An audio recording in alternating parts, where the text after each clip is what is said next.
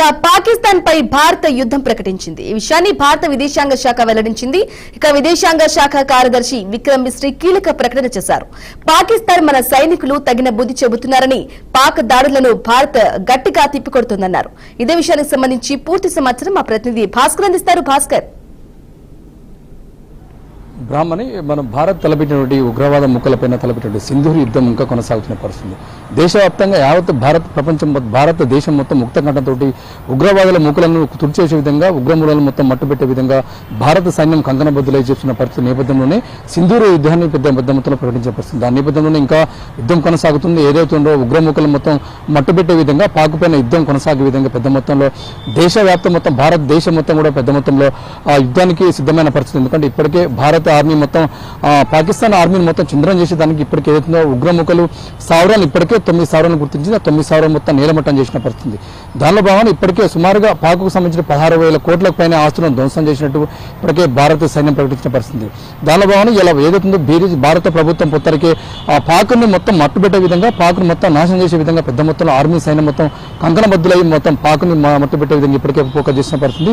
ఇది అసలు ఎలా జరుగుతుంది? మొత్తం భారత సైన్యం మొత్తం పూర్తిగా పాకిస్తాన్ మట్టుబెట్టే విధంగా చేస్తున్న పరిస్థితి ఉంది. మొత్తం అసలు యుద్ధం ఎలా సాగుతుంది? పాక్ని అలా సావరాలు కావచ్చు, ఉగ్రవాద నుంచి మొత్తం పూర్తిగా చేసే విధంగా అసలు ఈ యుద్ధాన్ని ఎట్లా చూడాలి? నిజంగా భారతీయ సైన్యం చేస్తున్నటువంటి యుద్ధాన్ని, ఆ పాక్ పైన చేస్తున్న యుద్ధాన్ని ఇప్పటికే అనేక సార్లు సందర్భించిన పరిస్థితి.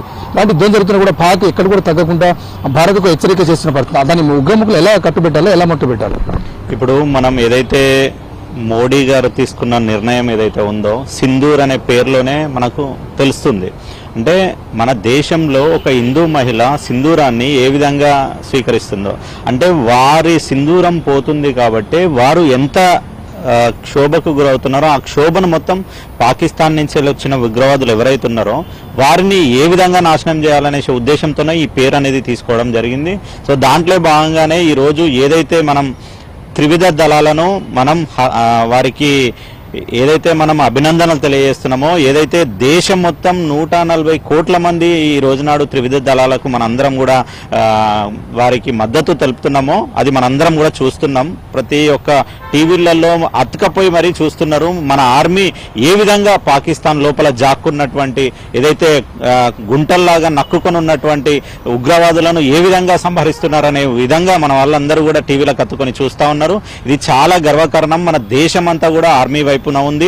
దాంతో పాటుగా ఒక మహిళలను ఈ యొక్క కార్యక్రమానికి ముందు పెట్టి నడిపిస్తున్నారంటేనే మనం తెలుసుకోవచ్చు మనం ఎంత కక్కనబద్దులమై ఉన్నాం అనేది కూడా మనకు తెలుస్తుంది. దాంతో పాటుగా ఇదే కాకుండా మన దేశం అనేది ఓన్లీ ఏదో పాకిస్తాన్ తోని కయ్యానికి దూవుతున్నాం, వారిని ఏదో ఉగ్రవాదులను ఏరివేస్తున్నామని కాదు. మన దేశం యొక్క బలం, మన యొక్క ఆర్మీ యొక్క బలం ఏ విధంగా ఉందనేది తెలియజేయాలి, ప్రపంచ దేశాలకు తెలియజేయాలనే ఉద్దేశంతోనే ఈ రోజునాడు ఈ సింధూర్ అనే ఆపరేషన్ తీసుకున్నాను అనేసి మేము ప్రజలందరం భావిస్తున్నాము.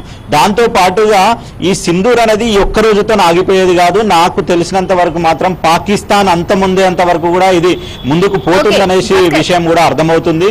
అండ్ నిన్న ఏదైతే పాకిస్తాన్ నైట్ కవ్వింపు చర్యలకు దిగిందో దాన్ని ఈ రోజునాడు మన ఆర్మీ త్రివిధ దళాలు ఎంత గట్టిగా వారి యొక్క డిఫెన్స్ సిస్టమ్ని మొత్తం, అంటే నావిగేషన్ సిస్టమ్లను కావచ్చు, లేకపోతే ఎయిర్ డిఫెన్స్ సిస్టమ్లను మొత్తం కొలాప్స్ చేసేసి మన ఏదైతే S-400 ఆయుధాలు ఉన్నాయో వాటన్నిటిని ఉపయోగించి కూడా వాళ్ళను ఎట్లా చేస్తున్నారో మనం చూడొచ్చు.